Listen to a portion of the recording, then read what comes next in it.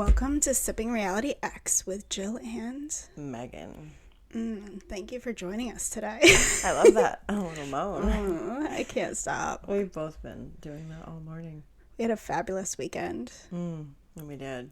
We are here to share whatever explicitly. Details, sippingreality.com, our Sipping Reality podcast. We are going to focus more on, I don't know, mental health, worldviews, our living journal, dating, but not explicit. maybe a little dating, but yeah, more just dynamics, health and wellness around dating and things. This will now be our place to talk about our personal experiences, things we've witnessed, Things we want to witness. things we'd love to explore, Yeah. dynamics in the world, dynamics in particularly kink and BDSM. Yeah. You know, anything from the psychology behind it that we see to explicit details of experiences. Like today, we'd like to share our weekend with you. Oh my God. So- face. My face. What did my face say? You bit your lip. I do that without realizing it now sometimes. Yeah. So I'm dating somebody new, and it's a very interesting dynamic. It's different than anything I've ever experienced or thought I wanted to. I'm not sure what I want to share about that right now, but we had a great weekend. Yeah. We did. We went to our first BDSM party last night in a home. Yep. It was my first home party, but home I've party. been to some lifestyle things. Yes. I've been to a munch. That's all I've been to. Yes. Is one munch. I've been to a couple munches. I don't think a lot of listeners are going to know what a munch is, but No, we need to describe it. We already did, I think, on our last episode of Sipping Reality. oh yeah, we might have done that. We did, but we can do it again for anyone who didn't hear that episode. Yeah, I think that maybe we should move an episode or two over to this channel.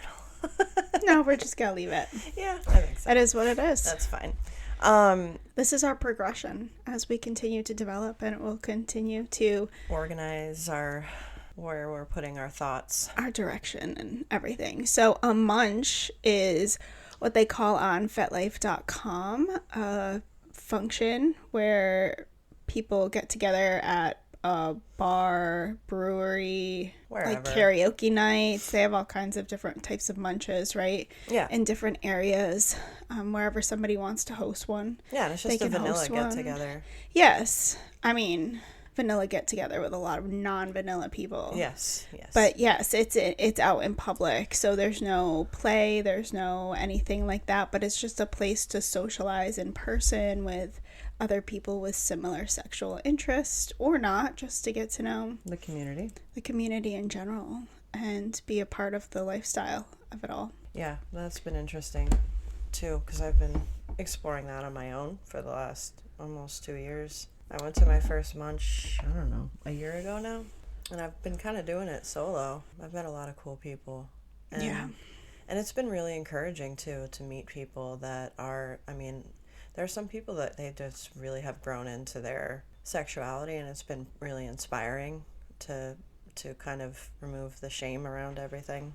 And there's so many important conversations that we should have around this, and I really hope that we can relatively quickly get through some of these topics, because I do think they are important to establish prior to us going too deep into experiences, as in safety and why things like why do things happen in the community that are unsafe? What mistakes are both men and women making when entering or engaging in the lifestyle that allow for the unhealthy, or I don't want to say dangerous. I've never heard of anything too extreme at this point in my experience. It's rare, but it does happen. But yes, there are situations that end up being not great that we could build some safety around, and I think a lot of it has to do with just the security of the individual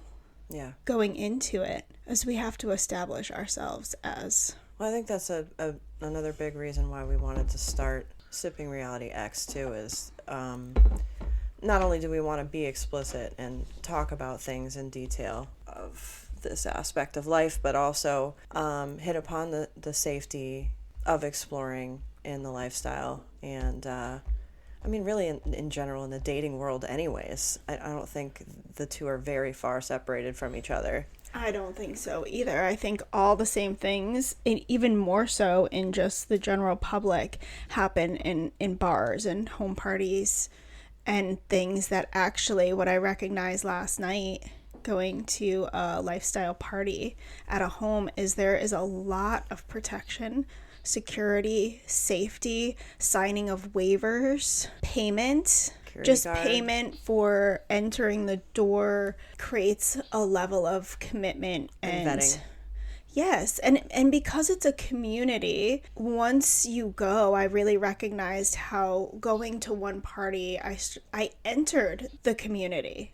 Yeah. It was an entering of a community, and to do something that would get me kicked out of that community would leave me not with community anymore. You would be ostracized. Yes, you wouldn't be allowed back. There's a lot of aspects to it that actually make last night, I'll just use that example because it's my only experience to go on, but make last night safer than it was for me when I was younger and going out to bars, even with a group of friends. Yes. Was less safe than me going to a party where there were people barely dressed, some naked at times, people having sex. All of these things happening. I could have openly had sex if I had chosen to, and yet there's security guards. There's this level of consent where people ask before they give you a hug, ask before they touch your you. arm. I go into a bar and I start dancing, and any man is going to come up grinding behind me or try and touch me, and it happens I've gone all the dancing time. and have somebody try to finger me on the dance floor. Right? Yeah. Yes, and so I would dare say that there's a stigma that can come around going to a sex party, but there's actually a level of safety and security and community that's really beautiful. It is. And enjoyable. And I really enjoyed it, and it brings a safety and security to my sexuality that I didn't know that I could have. Yeah. Well, I was explaining to Jill this morning, remember, I was telling you that thinking back on like being a teenager and what it felt like to quote unquote explore. I'll say that because it really wasn't exploring, because I was just going on impulse back then. And you'd do unsafe things, you'd go with unsafe people, you'd go to unsafe locations. Like you're doing things not in a mature way, not in a safe way. And as an adult, that being the only experience I had scared me about exploring sexually, because I only had that backdrop to exploring.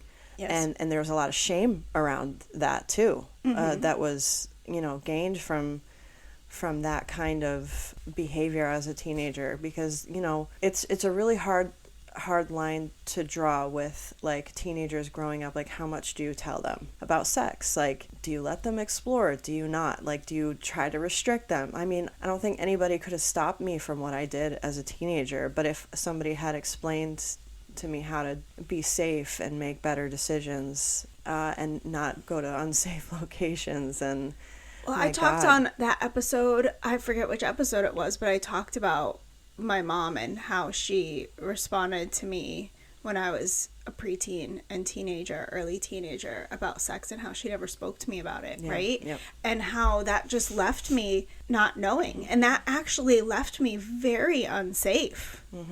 Rather than talking to me and empowering me and teaching me about my body and my femininity and how I can be sexy and feel sexy and have sex and feel good about myself and be safe doing that. Yeah. Rather than shaming me when she found out I did have sex and not speaking to me about any of it. Yeah. It had the opposite effect than what she probably was trying to instill. Yeah. I mean, even if somebody had, never mind talked to me about sex, but talked about respecting my body and boundaries and consent and not allowing anyone to do something that I wasn't comfortable with, the people-pleasing thing, making a decision because I didn't want to make someone uncomfortable. If someone had discussed those things with me, never mind sex. Yes, no, it's not about sex. It's No. about teaching you about respect for your I own want self this? and your body. No, then I'm not going to do it. And I don't care if this person's uncomfortable. Nobody taught me that.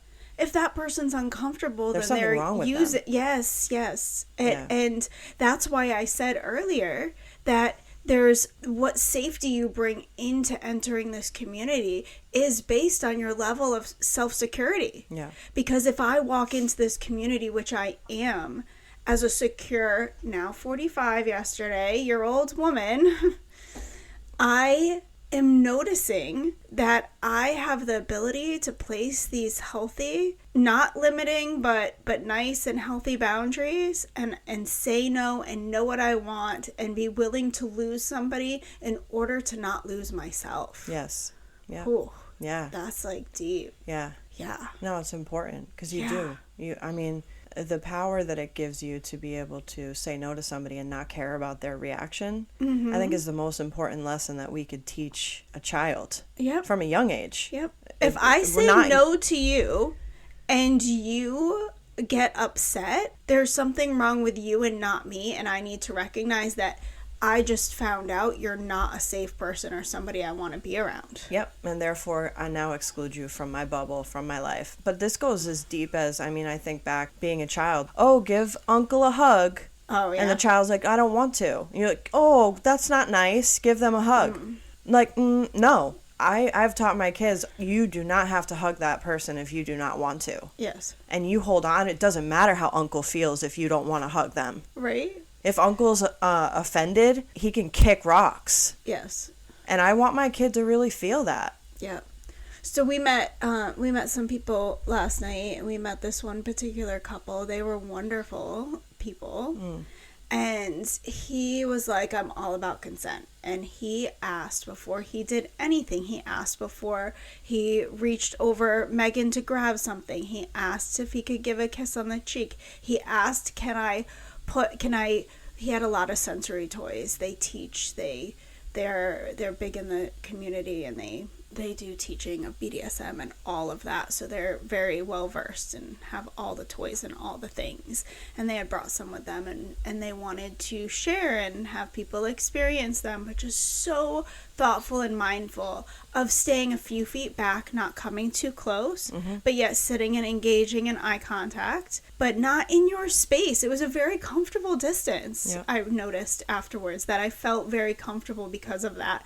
And just asking for consent for every little thing. May I show you what this feels like? Would you like to experience this? May I use it on you so you can experience it? May I slap your face? Oh, may I demonstrate with you how to properly pull a woman's hair when you're dominating her. And he asked if he could use my hair, and I said yes. This man reached his hand up behind Megan's head, grabbed the back of her head, squeezed her hair, and he pulled her head around and dropped her to her knees instantly, holding on to her hair. And I was just like, oh, yeah, that's so hot. Yeah, it was. Oh my gosh. And then he asked to slap her face, and I have to tell you all, she loves face slapping. She does it. We'll be out in public, and she'll just slap her own face. I'll just think about it, and I'll be like, oh yeah. Oh, and then put your hand over my mouth and slam my freaking head to the bed. Like, oh yeah. Yeah, she literally does that randomly in public. Oh, well, you've done it too. I have. I've been like, and like I've said the guy's name, and she's like, oh yeah, she does. I'll pull my own hair. Yeah, she's like, and we'll just sit there and be like, oh yes. Oh my gosh. And if you guys don't think you like this stuff, maybe you don't, but maybe you do, and you just haven't experienced it and given into it yet. Because I tell you, there is something so freaking hot about some of this stuff. Oh my god, it was funny while he was slapping my face, because he was demonstrating, because him and his wife did hair pulling and face slapping 90-minute, 60-minute demonstration. It was a workshop. Yes. And so he was showing us the hair pulling styles, the face slapping. So he showed the hair pulling, like Jill just explained, and then he put his hand on my face, and he was acting like he was gonna slap me, and I was like, you can actually slap me, it's fine. And he's like, how hard?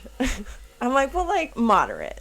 So he slapped my face a few times, and I looked over, and the security guard had just grabbed a drink, and he was like in the window of the kitchen that was like over a breakfast bar to my right, and he was just like, oh wow, like he just got there to like witness him like slap my face, and he was like, okay, that's hilarious. It was but funny. See, he's like, he could tell, like, he's very skilled in the community where he knows, like, okay, I was consenting. She's clearly Yes. consenting to this. Like, this is clearly a demonstration. Right. It's all good. And I was sitting there saying, oh, yes, face slapping. And I was sitting on the guy that I'm dating's lap, and he's like, oh, you like face slapping? I'm like, oh, yeah, I really do. I really like it. Yeah, But see, that's the fun stuff. Like, you become so comfortable with your sexuality, you meet somebody, and you've explored these things, and then you can share what you like, and then they can do them, and then you get what you like instead of just hoping that your husband or your boyfriend is going to do it like Brad does. Do it like Joe did. Are you referring to sex life right now? It was kind of like Sex Life and that, what was it, a video clip or something that Who's said Brad? It was, no, there was like a short video that was on Facebook or Instagram, one of those things, right? I don't even remember which it was. There's so many different ones. Could have been YouTube even, where this woman like talks about doing it like so and so. You're sitting there wanting your husband to do something, and you can't just tell him, do it like Joe did, or whatever name she used. Oh, yes. So I was referring to that, but I used the name Brad. Yeah. From Sex That was a Life, comedy 'cause skit. Brad is really sexy. That was a comedy skit, and I don't remember who the comedian was. I don't think so. It was a woman in her kitchen doing a short video, and she did it. Maybe there's a comedy skit on it, too. That was a short of her listening to a comedy skit. Oh, okay. And she was like doing the dishes laughing at it. Oh, yes. Yeah. Yes. My memory. I don't know who the comedian was, though, to give them props, but that was funny. It was funny. If you know it. Because you can't say that. You can comment. You can't say that to your partner. Can you just do it like Brad, please? Right? Yeah, no, you can't do that. And then if you're like telling them specifically how to do it, like clearly somebody else has done it better than they're doing it, and now you're like head. Now you're like degrading their masculinity, or femininity, the other way around. We're not just pro female here. We're all about both. Yes. The male and the female, both sides. Even though we can't represent the male side, we can have empathy and understanding for it. We can try to have as best perspective on it as we can. Yes, and share men's perspective. Like, we'd love to have that couple on at some point if that ends up working out. Yeah, that would be awesome. Yeah, we talked about it. They mentioned going on their friend's podcast, and they're open to sharing and exploring more. Yeah, they were super cool. So that was our first party. So I'll just share a little bit. Megan said she's been exploring pretty much alone for the last 2 years. And last year at this time, I had not even spoken to a man. I wasn't dating. I wasn't anything. You didn't even think you wanted to ever have sex again. I was just at the cusp of deciding to date. At this time last year, I had stayed single and hadn't pursued anything since my marriage had ended. I just wasn't interested. I didn't have the time. I had my kids full-time 7 days a week. Yep. 7 nights a week, 7 days a week for a year alone. And really didn't want to pursue anything or have any interest in it. And it was about February last year where all the little tingly sensations in my body started to come back, and they came. It wasn't just like this slow progression. It was like, ooh, there's a little tingle, and that was like bam, like, oh my gosh, I need to go date right now. And I had already sent, so like the progression of it was, I had already sent that text message to you on accident at the end of that summer. Yeah, end of the summer. Like August, very September. end of August, beginning of September, I think. Yeah. and you were like, who are you having sex with? Yeah. Megan. And then that kind of opened up the door, but like I think we closed it a little bit again because you were kind of like, I don't know where to go with this. Well, you right were now. always more sexually explorative, outwardly sexually explorative. Is that how to say that? Explorative? Is that a word? I don't know. And I had always been shut down. Since I had met Megan, I had already been really shut down sexually. And it wasn't that I was always shut down sexually. I had become shut down sexually. I had been, since we became friends, I shut down too. I mean, I didn't masturbate anymore. I got rid of all my toys. I didn't watch porn or... Please refer back to Sipping Reality, Our Beginnings. Yeah. That's where you'll find out all about that. We shared Yeah. We shared that journey. Although I want to do another episode going into depth of what we went through going through all that. Yes. Yeah. There's a lot of detail and things that we would love to share. So let's continue. So I went on to Christian dating sites at first for like 2 months. Didn't actually want to meet anyone. Just was like, what's out there? But I wasn't ready to meet somebody that wasn't. And I was dating someone at the time. Yes. And also had a play partner on the side. Yes. And she was starting to tell me, without explicit detail, but she was starting to tell me about dates and about going and be more open with me. And about the good sex I was having. Oh, yeah. I did say that. And then in April, I went on Facebook. I was like, forget these sites. These sites are awful. Facebook had this dating that had come up on it that was at the bottom of your screen anytime you open Facebook. And I finally one day just like clicked it and made a profile, and all of a sudden getting all these hits and talking to all these men. And there was one right away that said that he was into kink, and it intrigued me, and I didn't want to admit it.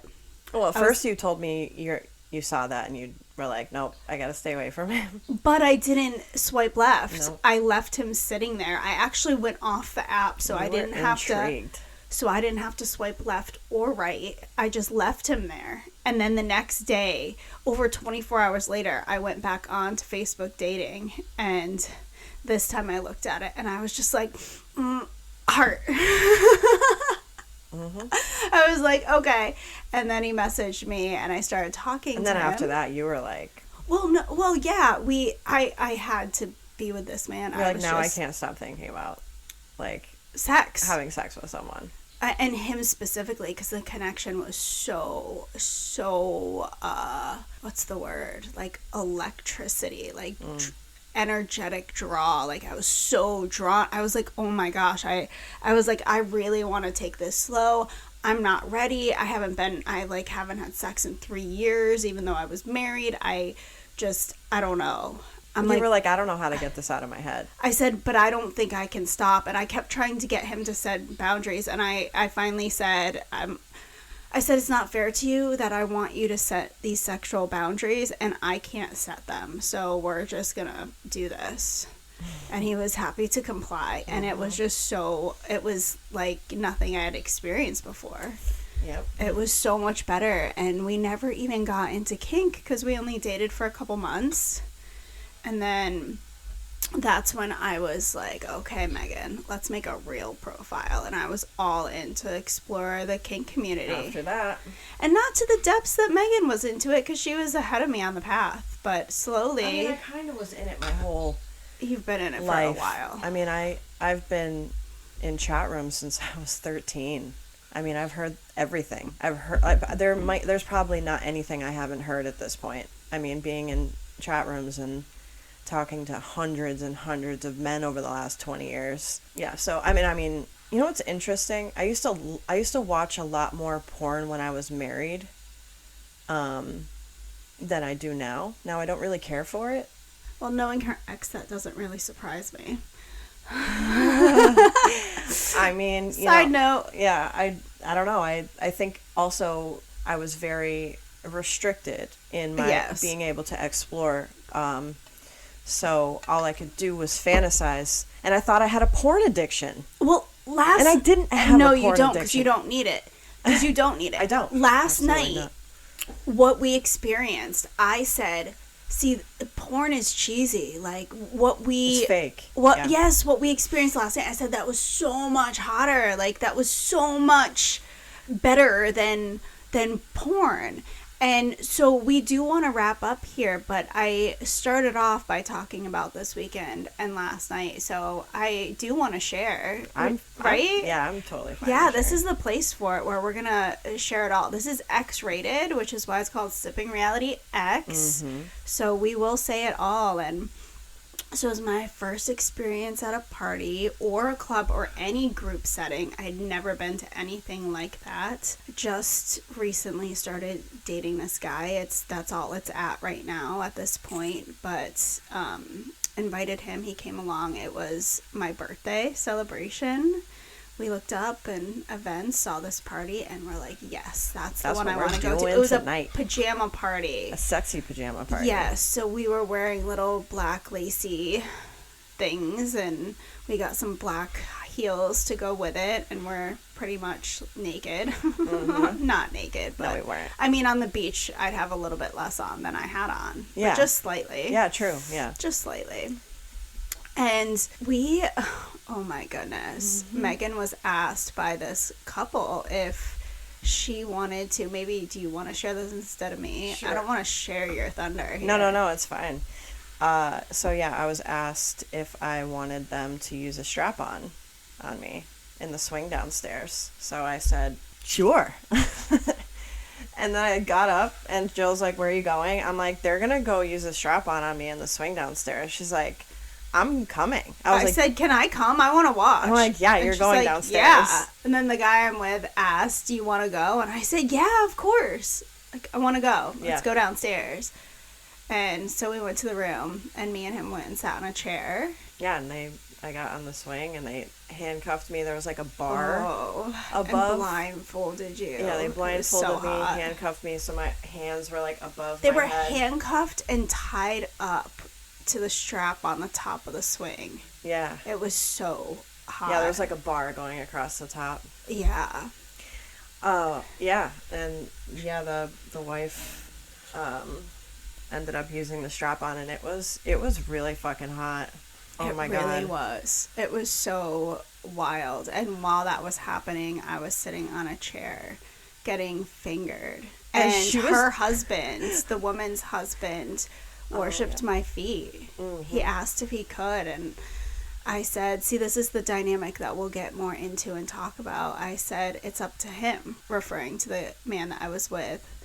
And he said, well, would you enjoy that? And I said, I don't know. I've never had it before. And he's like, well, then yes, so she can experience it. And the husband asked permission from the wife. Husband asked permission from the wife because the husband is sissy, right? Yep. Which I did not. Chastity. See, so this is so interesting. Page on. This is so interesting because when I first met this couple, he talked so much and she was very quiet. So I thought he was the dominant one. I actually thought he was the one that was going to use the strap on.